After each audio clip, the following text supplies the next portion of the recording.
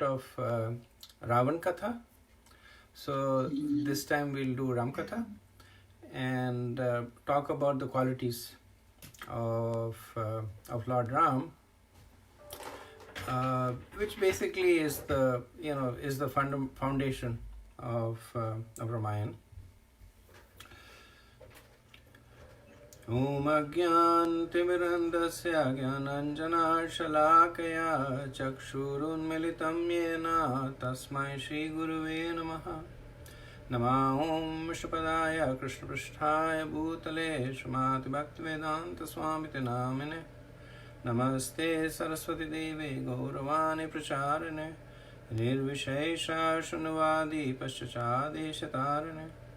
Mukham karoti vacharam pangam langyate girem yat kripatamaham vande Shri Guru Dinataranam Paramanandam Madhavam. So, in the scriptures, it is given that two incarnations of Krishna are very close to him, both in sense of the potency and mood. One of them is Lord Nrsimhadev, and the second is Lord Ram. So Lord Ram is Lord Vishnu. So in the spiritual world, he is a resident of Vaikuntha. His planet is known as, in the spiritual world, is known as Ayodhya Puri. And it is said that amongst all the Vaikuntha planets, his planet is the highest. In fact, it is right next to Krishna's planet of Goloka. And we see that also in the mood of Lord Ram. So when we contrast the mood of Lord Ram with that of Lord Vishnu or Lord Narayan, so we see that Lord Narayan, he's in Aishwarya Bhav. He is in opulence, like a king or God. Lord Narayan does not have parents, does not have brothers. He has associates, but no brothers. He has a wife, Lakshmi Devi, and the predominant mood that everybody associates with Lord Narayan is that of awe and reverence. So everywhere he goes, the Purusha Shukta is being chanted, different hymns are being chanted to glorify him, different paraphernalia of worship is being offered to him. So the predominant mood is Dasya, is that of servitorship. Lord Ram is little different. Right? So he has parents, Dasharath and Kaushalya. He has brothers, and his dealings are a lot more intimate. So he is kind of a mixture of Dasya with Vatsalya, Sakhya, and also we see Madhurya. We see the sweet interchange that he has with his wife. So the Acharyas, they point out to some of the relationships in Ramayana that point to the different mellows of Lord Ram. So in Shantaras or neutrality, there is Shabri, and so Shabri was she lived in the ashram of a rishi in the forest, and she had a lot of she had a lot of reverence for Lord Ram. So she's famous for tasting the berries and then giving it to Lord Ram with the hope that the berries are sweet. So her relationship is described as Shantaras. Then we have, who is there in Dasyaras in Ramayana? So we have Hanuman. Hanuman, he is predominantly in the mood of servitorship. Then we have in the Sakhyaras, or in the mood of friendship, we have the brothers, Lakshman, Bharat, Shatrughan. We have Sugriv, who was in the mood of friendship. We have Vibhishan, who was in the mood of friendship. Then there is parental, Dashrath, Kaushalya, the other co-wives of Lord Dashrath, and then of course we have Sita Devi in conjugal. In addition to this 5 primary mellows, there are 7 secondary mellows, and we see them also in Ramayana. So the first is humor, and humor, this one's a little surprising. It is actually Supernaka. And if you see the conversation between Lord Ram and Supernaka, then you can get the sense why it is in humor. Because she approached Lord Ram asking him to marry her, and he's teasing her and joking also. He says, "You're a beautiful lady, I would love to marry you, but unfortunately I cannot because I'm already married. But my brother here, he's, right now he's single, and he would love to marry you." So he kind of humorously directs her attention to Lakshman. Then in astonishment, when Lord Ram witnesses or when he hears about the leaping of Hanuman to Lanka. Then chivalry. We see that when Lord Ram, he breaks the bow during the Swayamvar ceremony of Sita Devi. Then compassion. So Lord Ram is considered to be the presiding deity of compassion. He actually embodies compassion, and compassion with very strong empathy. So that is the mood of Lord Ram. So there is compassion that is a little bit more in a detached mode, that you see some person suffering, you feel sorry for the person, you help the person. But Lord Ram's mood is very empathic. When he sees Dashrath suffering, then so Lord Ram is very stoic towards his own suffering. But when he would see his devotees suffer, then you would see him react very, very strongly. In Ramayana, the few times where you see Lord Ram reacting, it is always in the connection with his devotees. That when Sita Devi was kidnapped, then you see him in a lot of anguish there. When Lakshman was shot by the arrow of Indrajit, then you see a lot of anger in him. But otherwise, Lord Ram is very calm and composed. So that is his mood of very, very strong compassion. Then we have this rasa of dread. So dread is ghastly. Dread is like fear, and that we see in Marich. So Marich had 2 interactions with Lord Ram. So first time he came with his mother, Tatak, and Lord Ram didn't kill him at the time. He shot an arrow and he fell like 700 miles away. And then after that, he became very, very scared. And the second time was when Ravan asked him to become a deer. And then he was deathly scared. And then he spends a lot of time describing the glories of Lord Ram.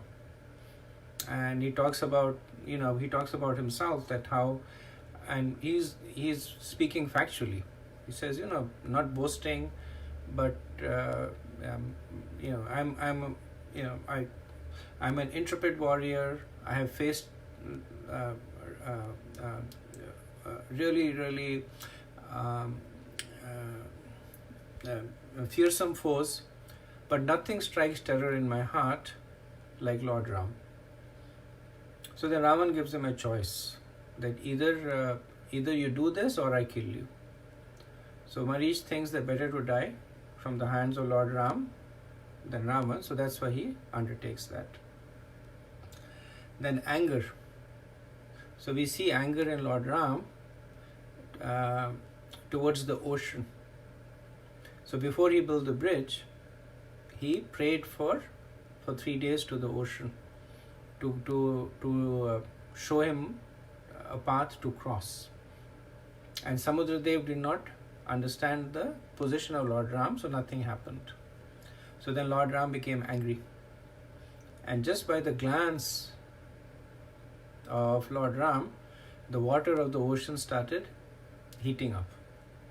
And then ocean came running out.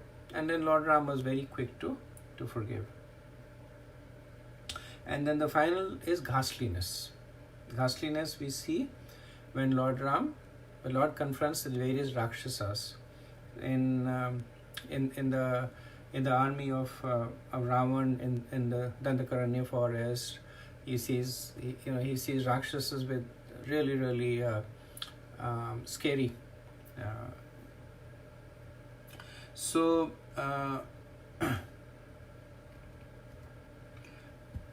When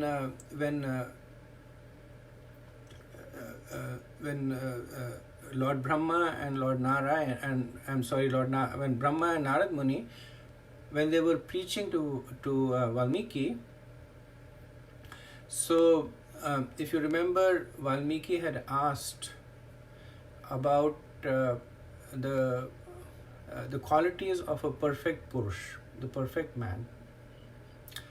And he was given 16 qualities which manifest in their entirety in Lord Ram.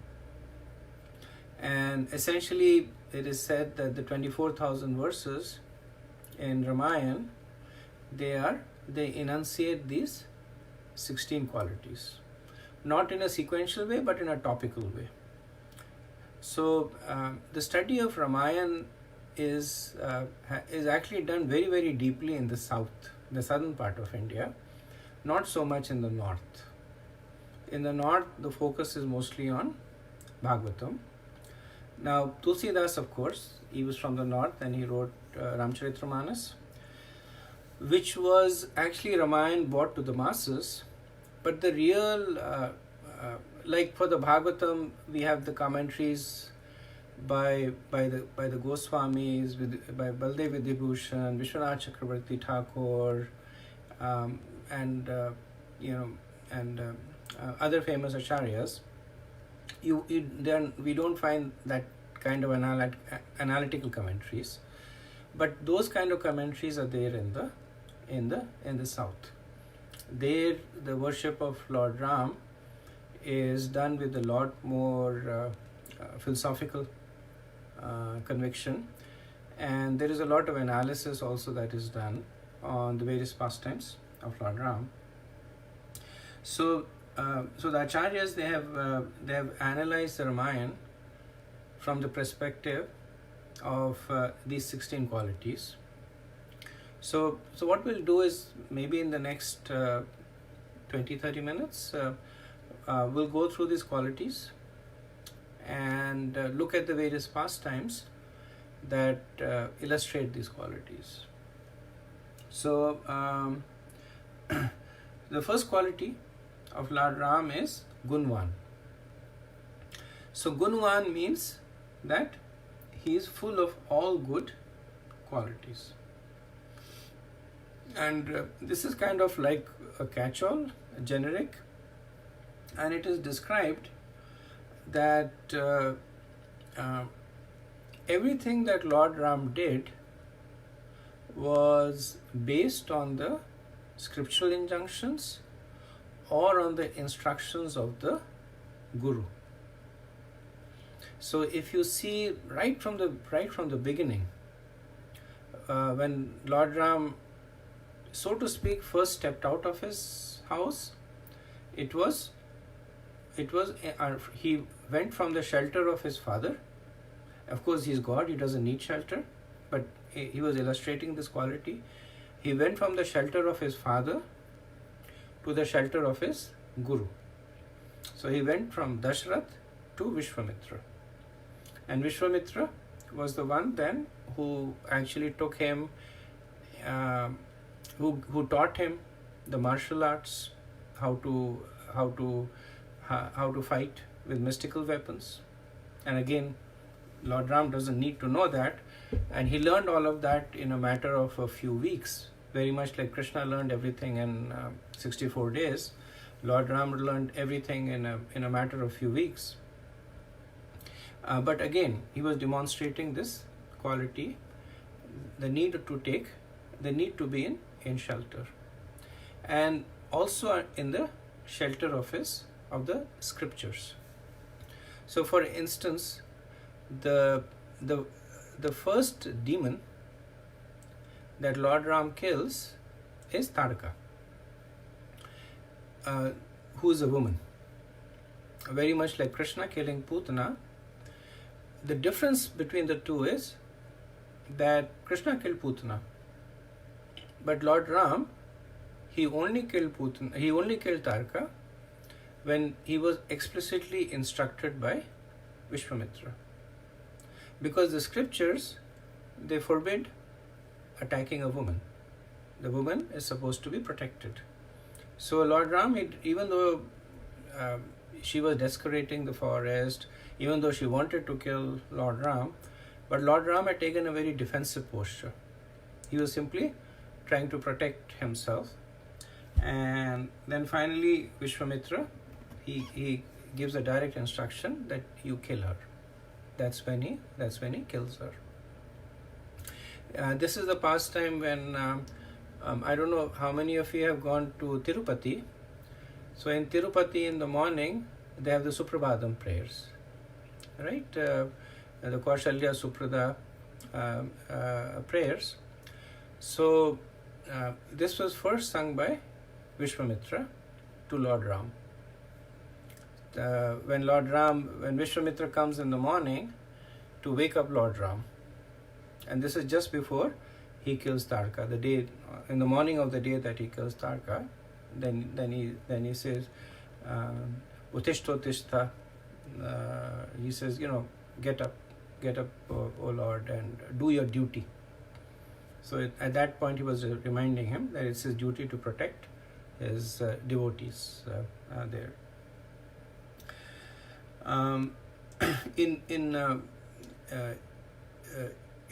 In all the pastimes of Lord Ram, you will see this very, very a very model demonstration of how one leads one life in the conjunction of Guru, Sadhu, and Shastra. So Lord Ram, of course, was well aware of the scriptures, but there are times when he deviated from the scriptures. Why? Because it was the instruction of the Guru or the Sadhu. Killing of Tarka was one of those cases. But he demonstrates to us the need to take these three shelters. Just the scriptures is not enough, especially in the current day and age when even the scriptures are not available. Just Guru is not enough, because Guru is not always accessible, and having an exclusive relationship with the Guru may cause one to disrespect the other Gurus. So that is why Guru, Sadhu, and Shastra. Even when Lord Ram was in Vanvas, then he would basically go from one sage to another sage. He would go to one sage and say, give me instructions what I need to do. And then the sage, I think Bhardwaj was the first sage, and he says, you go to Dantakaranya forest. There you will be safe. And then he went over there, and then he asked for instructions there. So he go to Chitrakoot. He went to Chitrakoot. So you see this very, very natural and instinctive tendency in him to live by the Vedas and the instructions of the Guru and Sadhu. That is considered to be Gunwan.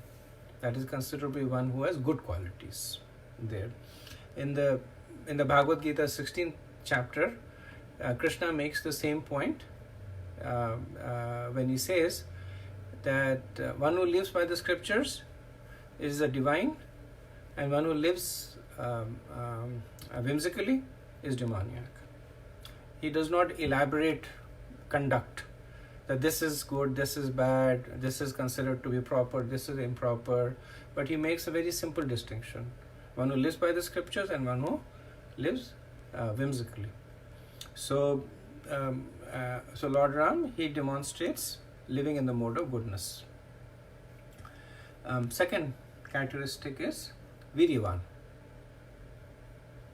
So Viryavan is chivalrous, and we see many acts of chivalry of Lord Ram. His fighting with the different Rakshasas and demons right from the beginning. So Lord Ram was interesting in a way that while he was humble, he was genuinely humble.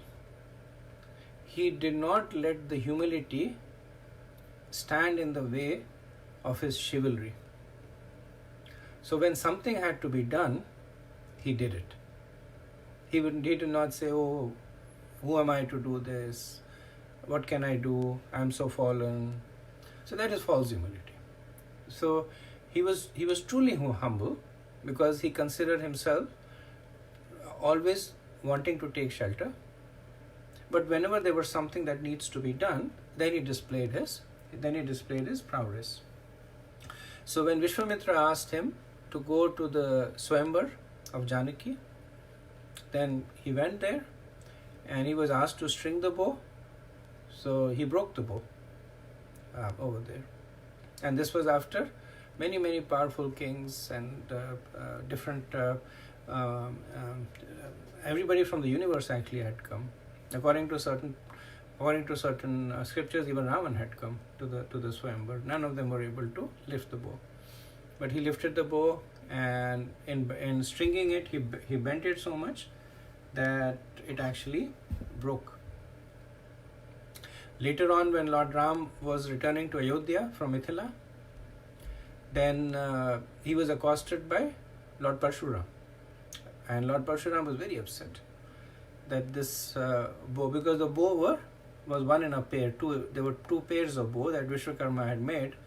One was given to Lord Shiva and one was with Lord Vishnu. And when he heard that Lord Shiva's bow was broken, he got very angry. And when he came, then Dashrath was terrified, because Parshuram had this reputation of killing Kshatriyas, and Dashrath was like, my God, he's going to kill me. And then we see the Virya Roop of Lord Ram. So Parshuram had come with another bow, which was the replica of the bow, which was Lord Vishnu's bow. And then he said that, I need to see you. So take this bow and string it for me. And then Lord Ram takes and strings the bow, and then he puts an arrow on it. And then Parshuram becomes scared, because he understands that he's in the presence of the personality of Godhead. So then he apologizes, and he says, I'm sorry. And Lord Ram says, too late. I already have an arrow on my bow, and as a Kshatriya, my arrow cannot go futile. So I have an arrow, you tell me, where should I cast my arrow? I can either cast it at you, or you tell me where to cast it. So then Parshuram asks him to cast the arrow at all his pious credits, and Lord Ram does that. So because of the arrow, Parshuram lost all the pious credit, all his piety at that time, and then he thanks Lord Ram, and he says, because I had accumulated so much piety, I became proud. I became arrogant that I could not even recognize my own lordship. And then of course Parshuram, he went to Mount Mandrachal to resume his austerities. We see that chivalry in Lord Ram when he is approached by different sadhus in the forest, and because one of the things that he had promised was to protect them. So at that time the forest was overrun under the protection of Ravan. It was overrun by so many Rakshasas, and this was Lord Ram's regular activity. That he would go, he would kill the Rakshasas and protect the sadhus there. When Kar and Dushan attacked him, then they attacked him with 14,000 soldiers, and Lord Ram all alone, in a matter of a few minutes, he annihilated the entire army, including the Kar and Dushan, who were brothers of Ravan, including them. So the third quality is that he is dharamgya. So dharamgya means one who knows his duties, and he never wavered from executing his duties.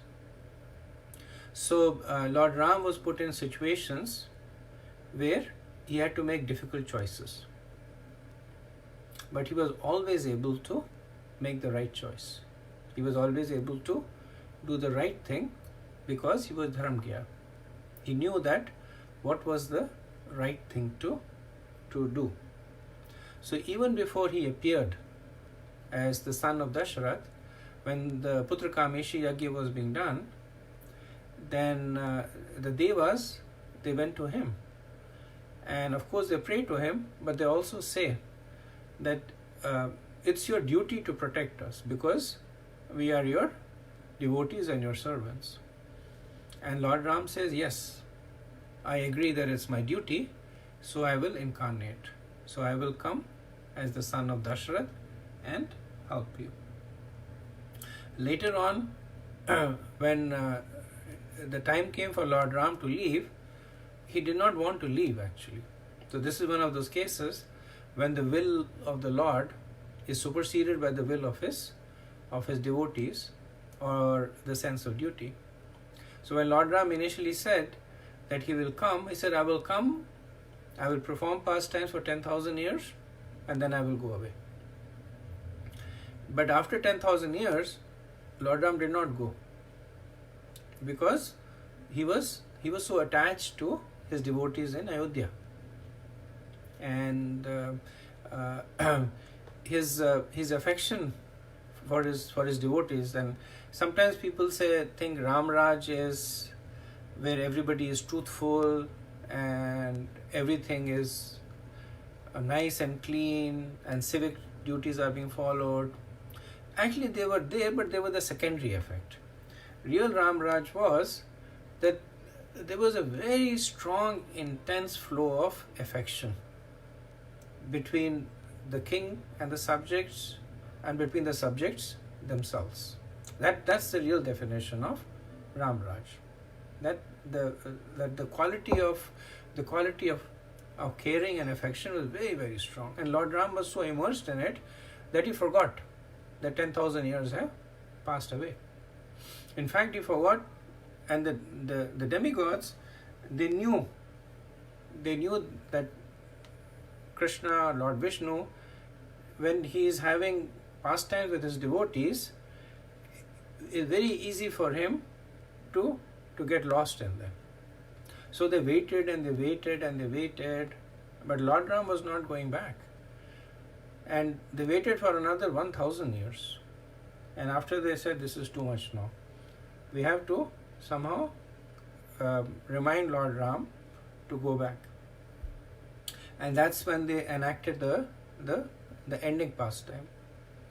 That Lord Yamraj went and said that I need to talk to you, but I need you to promise me that nobody should disturb me while we are talking.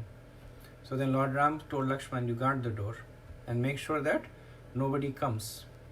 And Lakshman said, okay. And then while they were talking, then a Brahman, and according to some Puran, it was Durvasha Muni, who came and said that I need to see Lord Ram right away.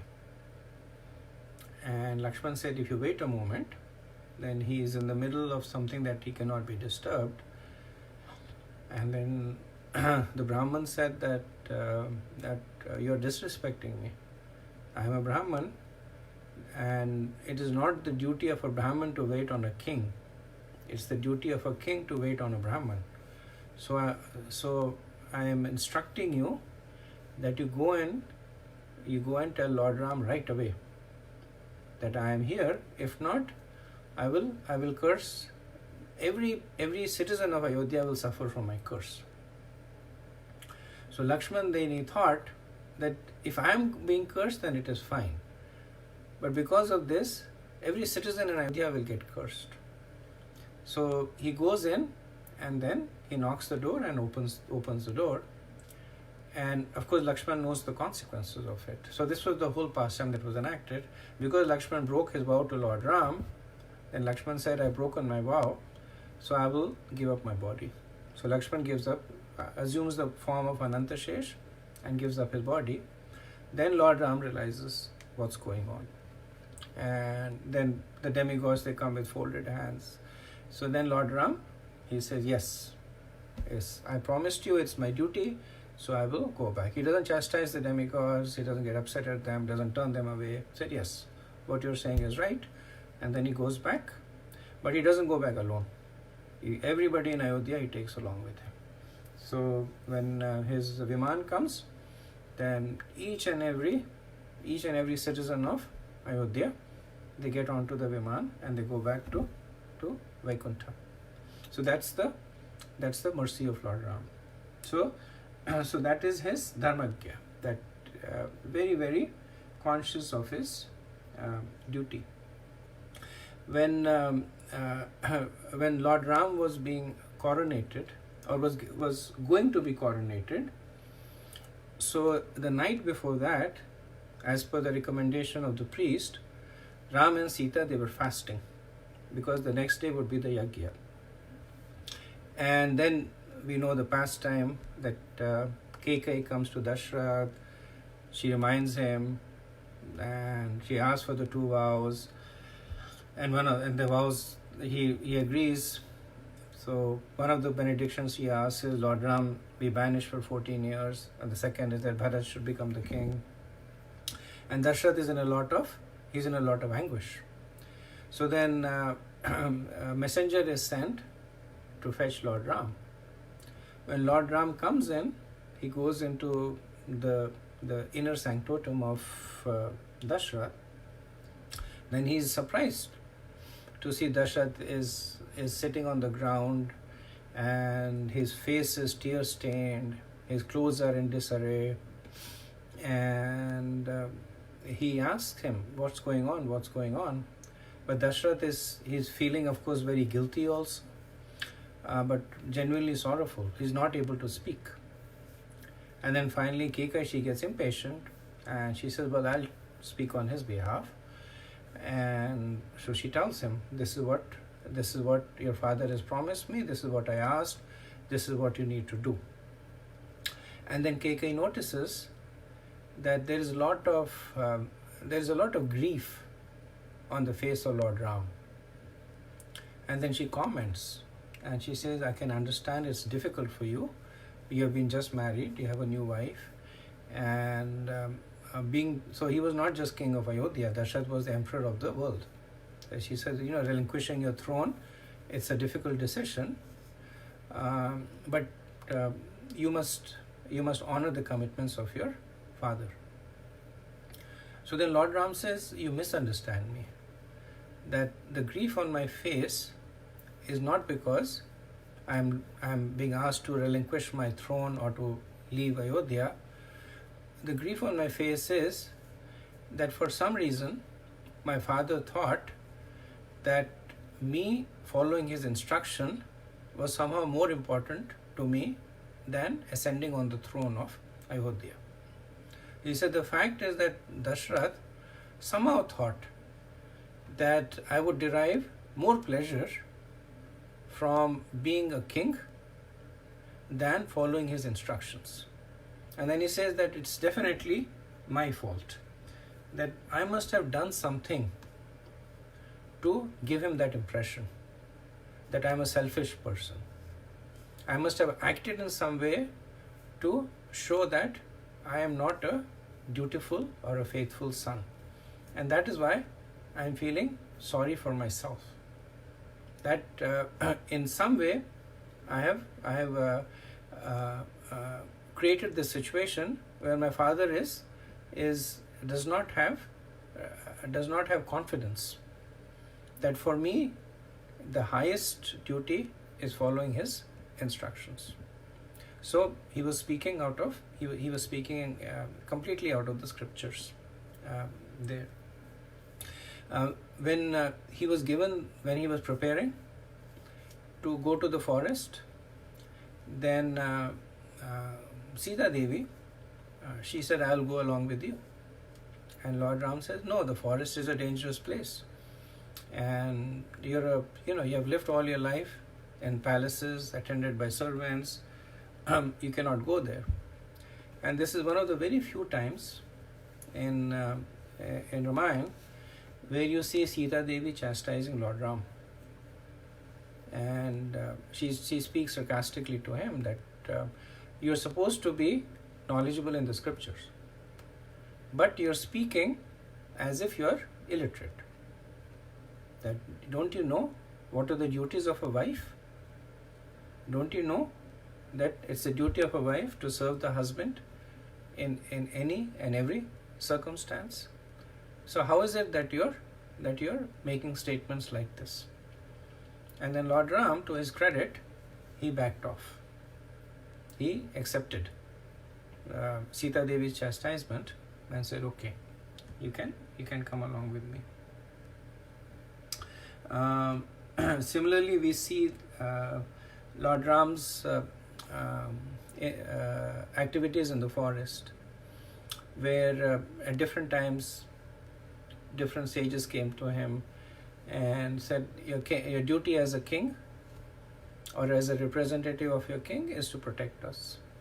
And then Lord Ram would readily agree, take his bow and arrow and follow them and do whatever is needed. Sometimes he would sit outside their Yagyasthal to make sure that it was undisturbed. Sometimes he would fight with the Rakshasas on their behalf. Sometimes he would help them collect the paraphernalia for the yagyas, but very, very, very conscious of his duties. The fourth quality is Kritagya. So Kritagya means grateful, and we see this strong gratitude in Lord Ram towards even a small amount of service that is done towards him. So his gratitude was disproportionate. So he always remembered when somebody had done something for him, and his appreciation and reciprocation for that was much, much more than the service. For instance, when after the banishment, he is traveling to the forest, and this is a famous pastime. In order to cross the river Sarayu, he wants to take a boat. And at that time, the boatman Kevat, he comes to him and he says that the price that you have to pay to get onto the boat is to allow me to drink the water that has washed your feet. Now the acharyas say that the privilege of washing the feet of the Lord and sprinkling the water on the head and drinking that, the yogis, they meditate for thousands and millions of years, and they can barely glimpse the toenails on on the lotus feet of the Lord. But Kevat, he said, just because you're going to use my boat, this is the toll that you have to pay. And Lord Ram, he agreed to it. Later on, when after Ravan kidnaps Sita Devi, then we know that pastime of Jatayu. So Jatayu was the king of vultures, and then he attacks Ravan. There is a fight over there, and Ravan mortally wounds Jatayu, and he's lying on the ground, breathing his last breath. And then Lord Ram comes to him, and Jatayu tells him what has happened, and Lord Ram is very, very affectionate towards him. He puts his head on his lap, and after Jatayu dies, then he gives him the position of his father. So he sets up the funeral pyre, lights the fire himself, does the ceremony. So because of the service of Jatayu towards Sita Devi, even though he did not succeed. And as a vulture, it's considered to be a degraded species. The vultures, they feed on the flesh of the dead. But Lord Ram, he overlooked all the material so-called disqualification because of the service that Jatayu had done. And then the position that he gave him. The position that he gave him was that of his own father. And he blessed him also. Then we also see in the conversations in the forest, almost in every adhyay, you will see Lord Ram acknowledging his debt of gratitude. Sometime towards Sita Devi, he at one point he laments that I have not been able to give you anything that a husband should give a wife. You're living like a forest person. Then often he is acknowledging his debt to Lakshman, acknowledging the service of Lakshman. Similarly, we see with Sugriv, when Sugriv helped to agree to help Lord Ram, then Lord Ram became very, very, very, very grateful to him. Even though Sugriv after that kind of forgot, because when Sugriv had agreed to help Lord Ram, then Lord Ram, he killed Bali. And after that, Sugriv became the king.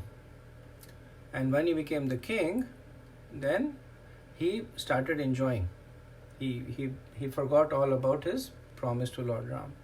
And Lord Ram was waiting and waiting and waiting. So this is a person whose wife has been kidnapped.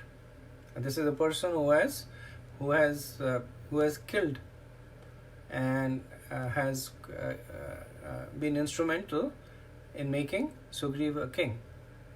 And Sugriv did nothing. He was just enjoying, because Bali had banished him. He was staying in the jungle for a long time. Now he was back in Kishkinda, and days passed, weeks passed, months passed, nothing happened, and Lord Ram was still patient. But then of course Lakshman is not that patient, so he goes and beats up Sugriv, and then Sugriv comes to his senses, and then he says, and then that's when the search parties go out there. We also see this Kritagya quality. This is a famous pastime that when the bridge to Lanka was being built, then Samudradev had said that you can throw as big rocks as you can in the ocean, and as long as they have your name written on them, they will float. So Hanuman, he was anxious to build the bridge as soon as possible. So he was taking big rocks and throwing them into the ocean. And Hanuman, being Hanuman, very strong, very fast, he was running around, getting the big breaking up huge mountains, getting the boulders, putting them in the ocean. And there was a small squirrel, and that was throwing small pebbles and grains of sand to build the bridge. And it was constantly coming in the way of Hanuman. And Hanuman was concerned that I'll step over the squirrel and it'll get squashed and die. So then Hanuman chastised the squirrel that you get out of your way. What are you doing? The squirrel said, I'm building the bridge for Lord Ram. And Hanuman says, what are you doing? You're just putting the small pebbles. What difference does it make? Just get out of my way. And then Lord Ram, he chastises Hanuman. And he says that I'm as grateful to the squirrel as I am to you. That every service is dear to me. And then it says, it's not there in the Ramayana, this is one of the, maybe it's Lokik, that Lord Ram with his fingers, he caressed the back of the squirrel. So that's why you have 3 stripes on the back of the squirrel. We have the pastime of Vibhishan taking shelter of Lord Ram. So when Vibhishan approached Lord Ram, while he was on the banks of the ocean, then Sugriv and Lakshman, they all said that this is the brother of Ravan. Let's kill him. And Lord Ram said, no, let's hear what he's saying. And then Vibhishan, of course, comes and then he says, I want to help you, etc., etc. And Lord Ram, he's so grateful. So Vibhishan has not really done anything so far. He's just indicated his desire to help him. And Lord Ram is so grateful just for that act that he takes soil from the ground and he makes a tilak on the forehead of Vibhishan. And he addresses him as king. So Sugriv says that how can you address him as king? You don't have a kingdom yourself. Your kingdom in Ayodhya is ruled by Bharat. The kingdom in Lanka is ruled by Ravan. And you have called him a king. So what kingdom will you give him? Lord Ram says, after I kill Ravan, I will make him the king of Lanka. Sugriv says, what if you're not able to defeat Ravan? And then Lord Ram says, no worries. Then I will give him Ayodhya. But I have promised him a kingdom and I will give him a kingdom. So that was the mood of Lord Ram. That for a little bit of service, he was willing to put himself completely in the debt of the person. At the end of the battle with Ravan, then Vibhishan comes to Lord Ram, and then he says that what should I do now? Ravan has this massive treasury that is full of all kinds of gold and jewelry, and then Lord Ram says, you give it all to the monkeys. So so he said, they're monkeys. How will they recognize the importance of it? Lord Ram, doesn't matter. Our duty is to give, and it is up to them. We don't give based on how the other person is going to use it. We give it because it is our duty to give. So Vibhishan, then he takes the entire treasury of Ravan, and from the sky he distributes it. He sprinkles valuable gems and stones and expensive crowns, and the monkeys, they all take it and they play with it and they throw it and they go away there. So this mood of gratitude is one of the most enduring quality of Lord Ram, that manifests over and over again, with the exception of some pastimes which we will talk, but otherwise we see that as a constant thread there. Then his fifth quality is Satyavak. Satyavak means that he always spoke the truth. So, like I just said, when he met Vibhishan, he called him king. And then he said, my statement has to come true. When he first met Sugriv, he promised him that I will kill Vali and I will make you king. And then he says, I have made the statement and it will not be untrue. Okay, then let me stop over here and then see if there is any comments or discussions.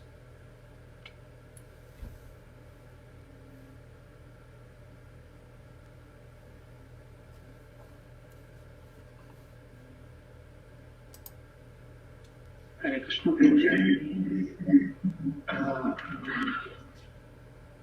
One question, Prabhuji. Like, actually, Lord Ram, he favored so many people. Like, in case of sages, like he did as if it is an order by them, and he just followed it in terms for protecting them, and favored friends like Vibhishan and Sugriv. But in Sugriv's instance, like he was almost cheated, although because Sugriv being genuine, like he reconciled his mistake and again stick to his word. But is there any instance in Lord Ram's pastime that because if somebody came to his shelter with not so good intentions for taking shelter, because Lord Ram being powerful, there will be so many people approaching him and asking him favors. So, is there any such instance? And coming to us, like because the mood of service that Lord Ram exemplifies is something we should learn, and what we should keep in mind when we do genuinely, without feeling proud for doing those things, and at the same time not getting intricated or cheated. So how should we act? Can you please shed some light on these two things? So I think the first question that you ask is that did Lord Ram give shelter to people who were not reciprocating? So we see that in his interaction. So in the Ramayana, you see that he had interaction with different Rakshasas who actually were trying to kill him. Right? They were mostly either cursed Gandharva or cursed sages. But before the effect of the curse was lifted, they were actively trying to kill him. But Lord Ram's mercy was there. So when he killed them, they got liberated there. Even in the battle, it is said that by the glance of Lord Ram, the soldiers from both sides were liberated. Not only from his own side, but even from Raman's side. So he was not making any distinction between that this person is fighting for me or this person is fighting against me.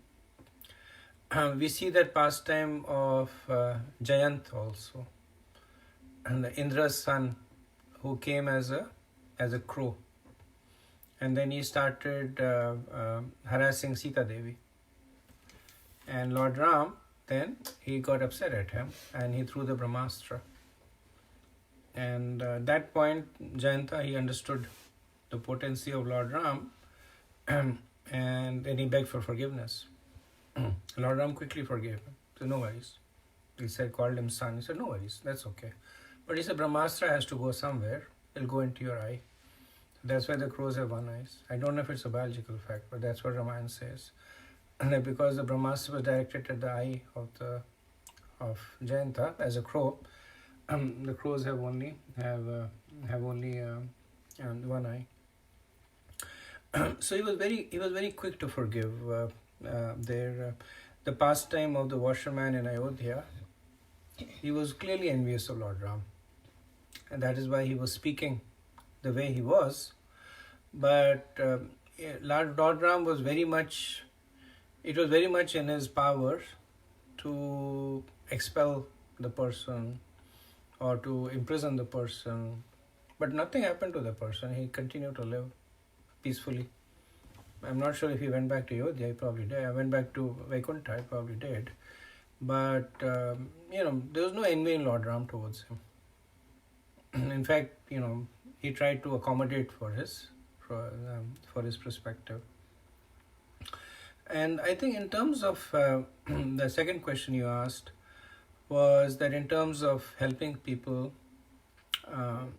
without a sense of pride or without the expectation of returns, that's perhaps one of the most difficult things to do for when one is conditioned.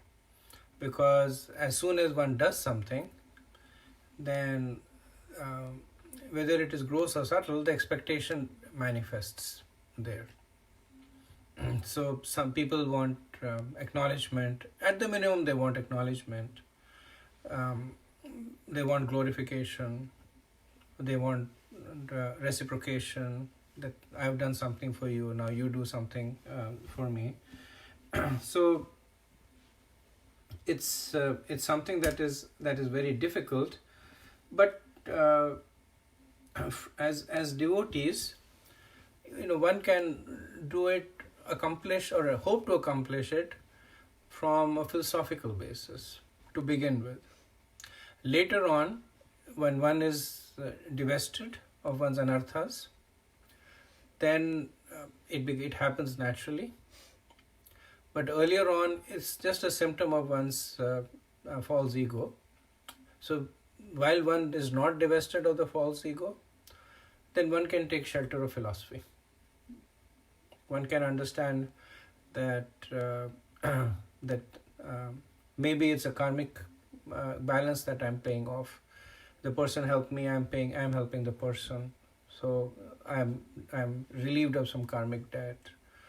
Or the fact that I'm an instrument and I have done it, my return will come in its due time.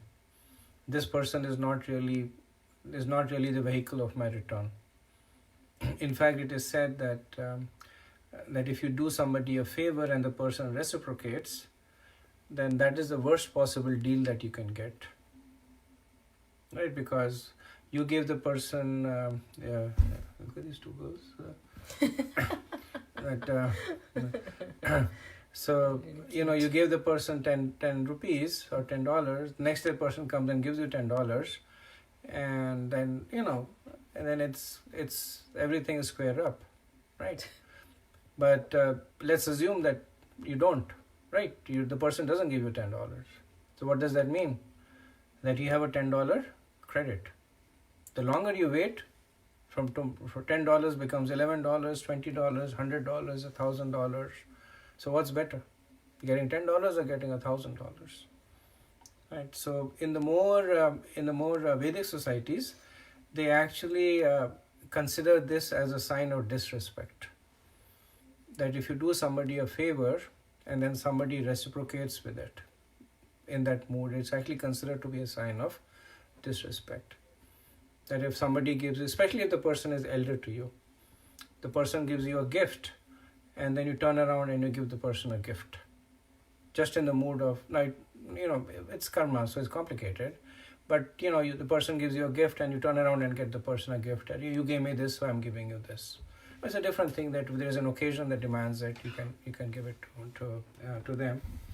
But this, just developing this philosophical understanding that, this is a karmic debt I'm paying off, or this is a karmic credit that I'm getting. If one gets more advanced, then one comes to the realization that this is not me. I'm just in a via media. One develops the nishkam, but that requires a lot more purification to happen. Okay.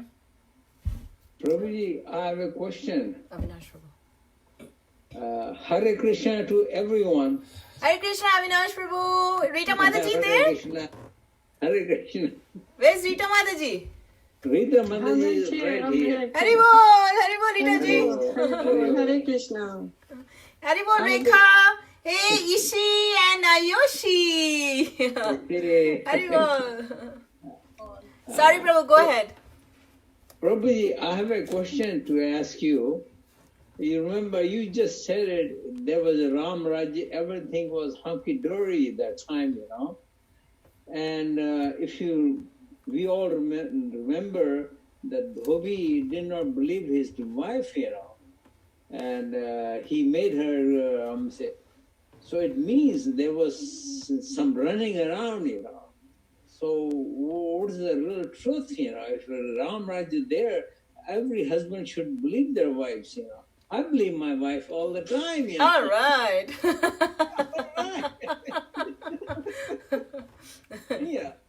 I stand and she sits, you know. Stand and she sits. Sits at his feet. Sits at his feet. Loves him. You said the women, it was the duty of a woman to Serve the man. serve the man, you know. वही तो हो रहा है और क्या हो रहा है? That's what COVID-19 is about, right? Breakfast, lunch, dinner, सब कुछ चाहिए. So is this Ram Raj going on?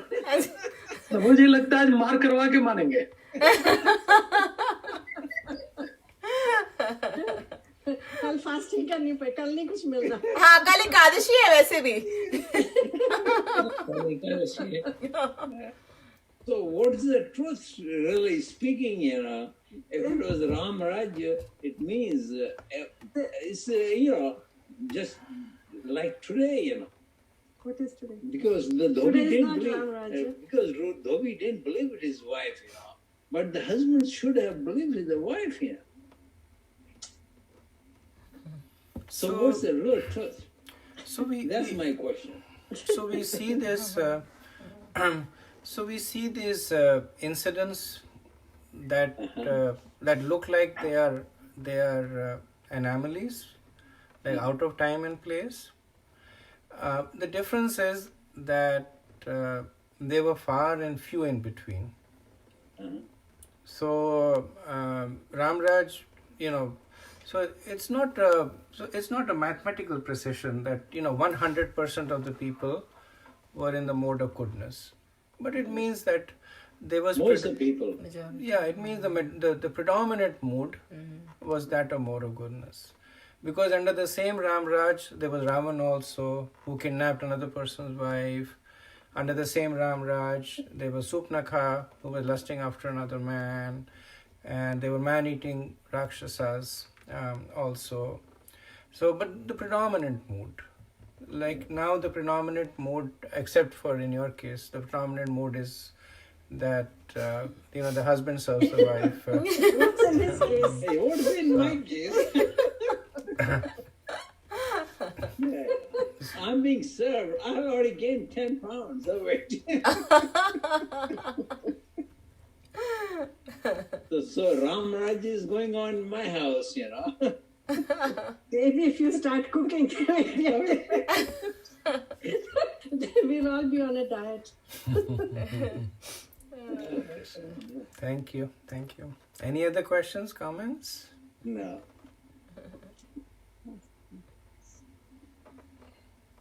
What about this part where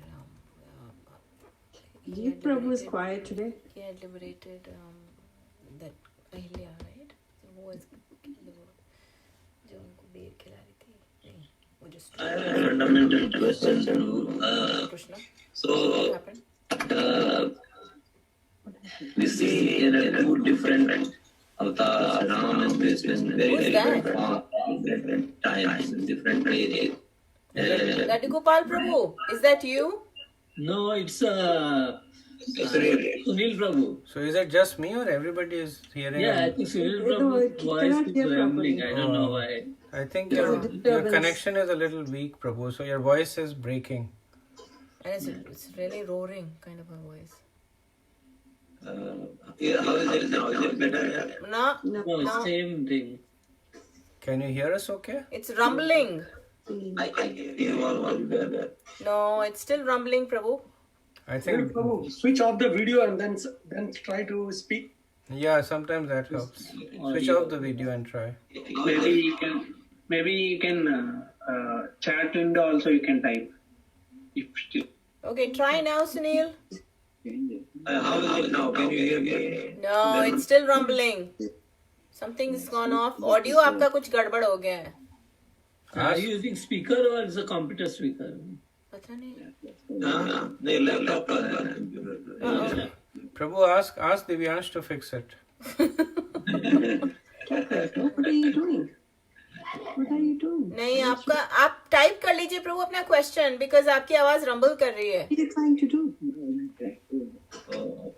In doing chat section, yeah. Yeah. Okay. Well, Prabhu writes up. Anybody else?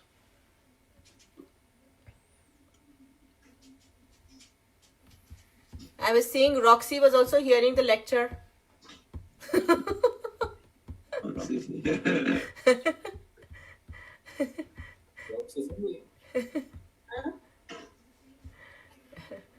We only see a silhouette of Seema. Yeah. इधर ही है Seema बैठी is हुई है hiding. just doing multitasking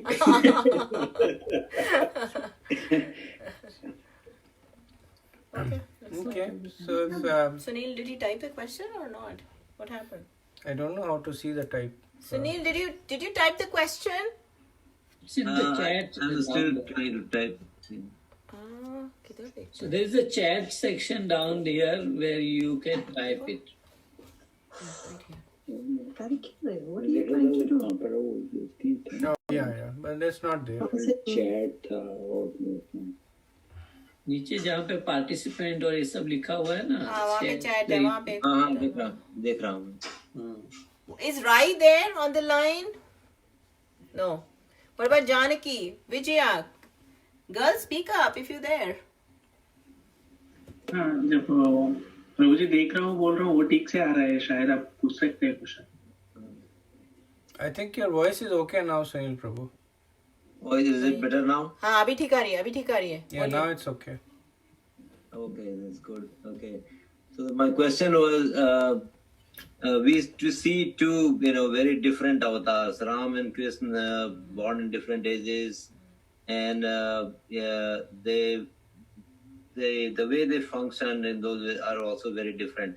In Ram's time, we see the dharma, following dharma, the rules was more important, or at least not less important than the actual output, the result. In Krishna's time, we see, he said, what is the end is what is matters, not the how you achieve it. And just an example, he asked Arjun to kill Karn when Karn was changing his wheels or fixing his wheels, or he was stuck in the mud somewhere.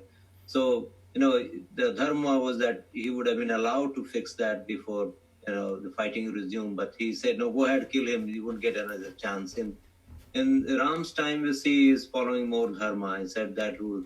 Is that because of the different times they were, they came to earth, or so?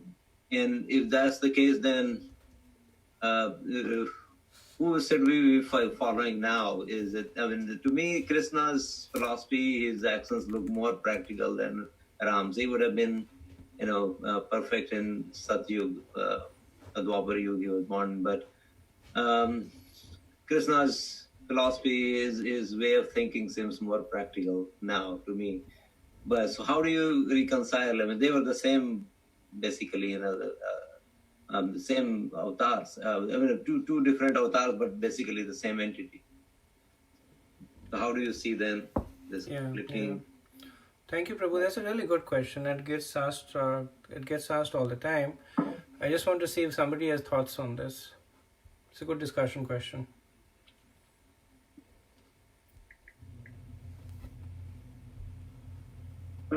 One thought that I have is as you mentioned many times, like Lord Ram is showing us how we should live, but whereas Lord Krishna always, he exhibits that he is the Supreme Lord, and if one wants to understand God, then maybe Krishna Avatar is more helpful to understand, but we are not advised to follow what Krishna does, but rather we should follow his instructions.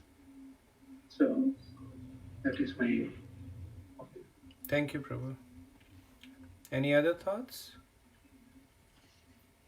Krishna came as a child, you know. He had done a big leela when he was a little child, you know, starting from like 1 year to 10 years old. That was a majority of the, you know, whereas Ram came, you know, when he was like 15 years older and older. He was born. He didn't come. But we don't talk much about his life when he was really young, you know, like 1 year or 2 year old or 5 year old, you know. We mainly talk when he was a little bit older, you know. I think that's a basic difference in the two. Whereas Krishna came as a younger brother, you know, and Ram came as an older brother, you know. So, yeah, Ram was older brother to Lakshman, you know. Whereas in case of Krishna, Krishna was younger brother to his Balaram. Balaram, that's right. Okay, thank you, Prabhu. Other thoughts? Hare Krishna Prabhu. My thought process is, you know, Bhagavan Ram came as a Maryada Purushottam, whereas Krishna was Purna Purushottam. So, I mean, Lord Ram's probably display how a perfect person has to be. I mean, the same thing, following dharma, whereas what Krishna does itself is dharma. So, Krishna himself represents the dharma, whereas Lord Rama is following what dharma is as per the Shastra. So, probably that's the difference as per my thought.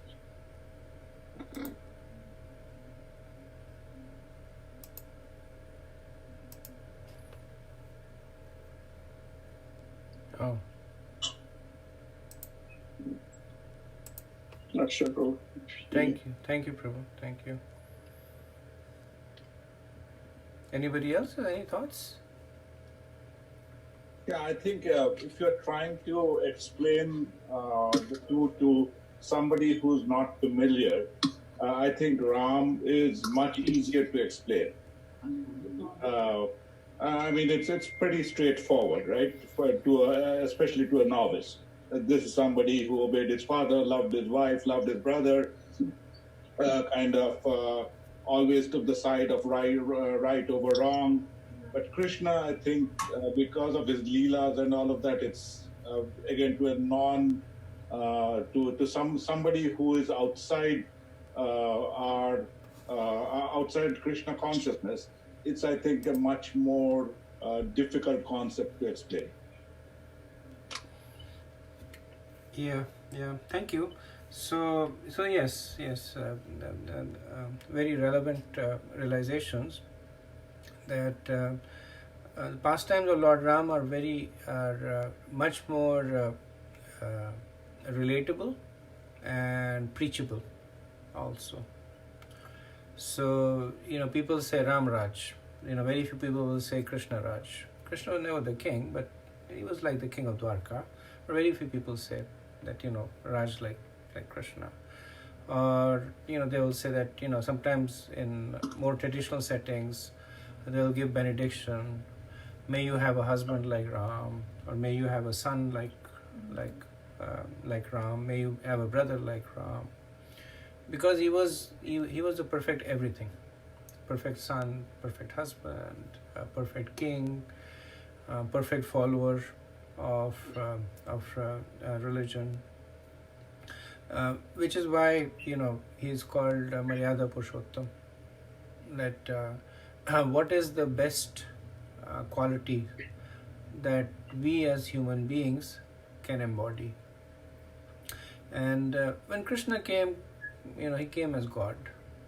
So he came to show that God is unlimited. He came to show that God is God. That the important thing is to follow the instructions of God, but not follow the footsteps of God. Krishna came to establish in our heart this sense of acknowledging the supremacy of the Lord. That when he was a few days old, he killed Putana, who was several miles long. So who can do this? Only God can do it. So when we hear about the pastimes of Krishna that are beyond the realms of human conception, then we understand the greatness of God. So they came for the sake of inspiring the devotees, but in different ways. Krishna came to inspire his devotees to surrender to him. Lord Ram came to inspire his devotees to emulate the behavior of one who is very, very strongly living according to Guru, Sadhu and Shastra. So to some extent, like you were saying, Sunil Prabhu, different times, different personalities, different moods, and also different purposes. At the end, both of them, the purpose was united in the sense that they want to accelerate the Jiva's path back to the personality of God. By following the example of Lord Ram, one lives very strongly in the mode of goodness. One understands the importance of the scriptures and follows them, and by that process attracts the mercy. And when one understands the position of Krishna, then one surrenders to the Lord.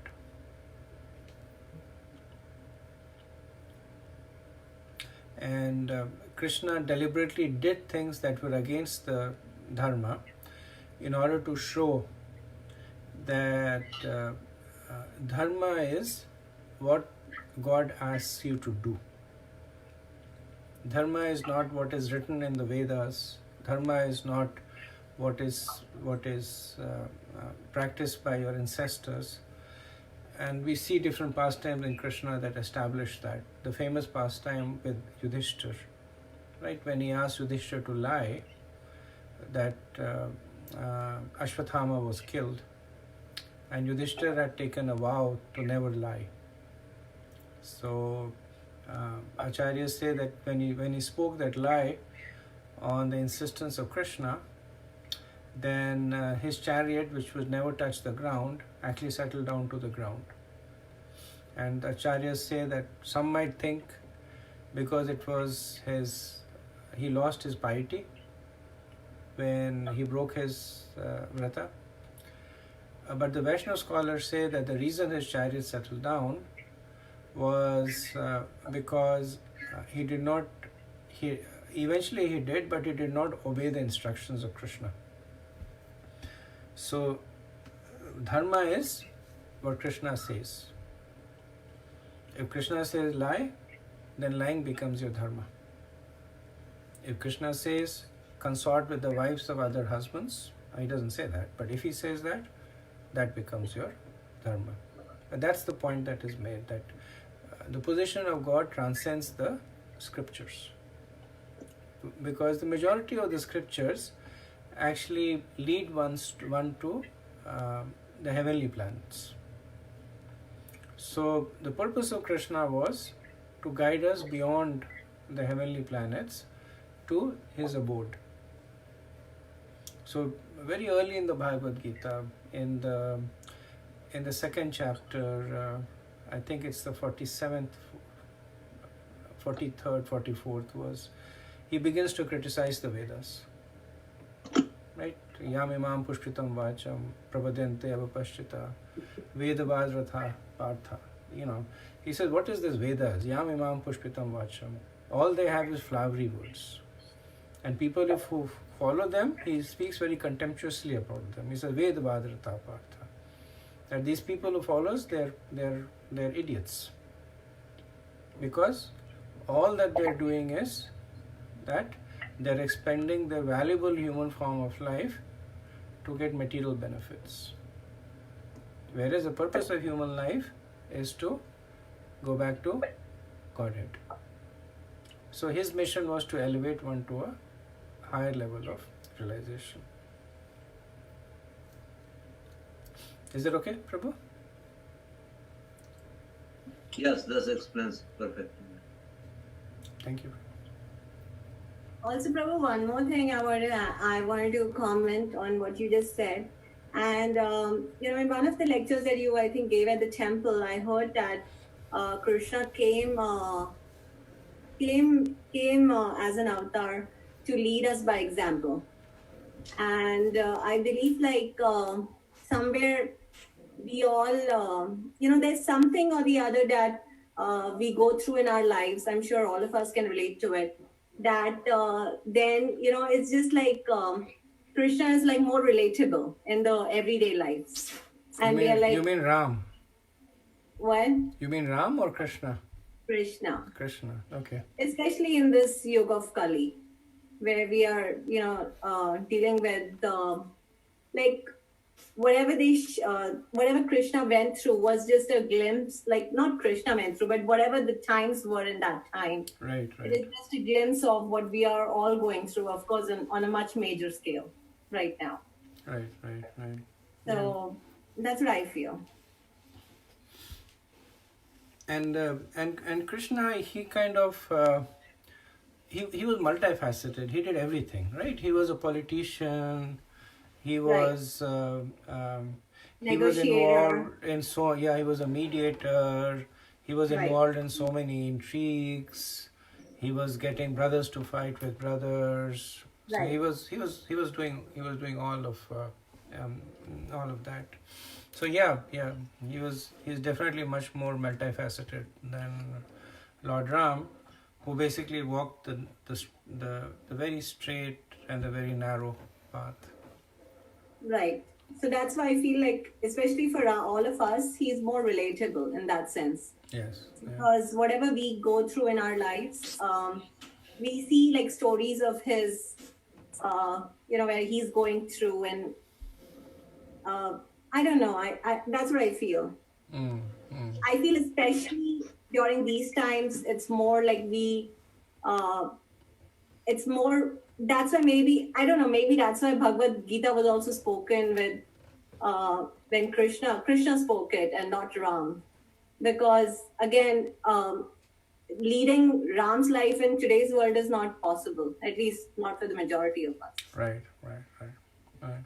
That's a good realization that the amount of our ecosystem right now is not very conducive to it, and that's why Mahaprabhu and the Vaishnava Acharyas, they say that Lord Ram, following Lord Ram's life can set one very strongly in the mode of goodness, right? Follow the scriptures very strictly. And of course, Lord Ram doesn't stop there; he takes one all the way to perfection. But at least the path there is very strongly through the mode of goodness. That at least follow the footsteps of Lord Ram, which is not possible in the current day and age. So that is why the process is to take shelter of Krishna, chant his name, and follow his instruction on the path of bhakti. There. Of course, Lord Ram's name is also there in the Hare Krishna Maha Mantra. Okay, so we will chant. We'll continue the discussion next week, and then we can chant one round of the Hare Krishna Maha. Varsha had just one question. Sure. Yeah. Hare Krishna, Varsha. Hare Krishna, Prabhu. Just a small question, as you told that when Ram Bhagwan went up, he took all the Ayodhyavasi and everybody, and as we know that Krishna's lok, Golok, is the highest lok. So my question is do the devotees who are the devotees of Ram Bhagwan, if they go to Ram Loka, do they come back? No. It's in the spiritual world. Okay. So anybody who goes to Vaikuntha, so Vaikuntha has millions of planets. And so there's Lord Nrsimhadev planets, there is Vamandev planet, there is Varadev. So there are millions of planets that are ruled by different Vishnu avatars of Krishna, but they are all eternal. One who goes to the spiritual world, Bhagavad Gita, Krishna says that he never comes back. Just that the mood is a little different. So there are people who have a very strong attachment to Lord Ram, right? Like Hanuman, he would not, even if you told him, he would not worship Krishna. Right. Right. So there are devotees of Lord Ram and there are devotees of Krishna. Okay. Thank you, Prabhu. Sure. Okay, so if there are no more questions, we can... And the kids were sitting to sing the Nrsimhadev prayer, but we'll do the chanting. Okay, we'll chant the Hare Krishna Maha Mantra.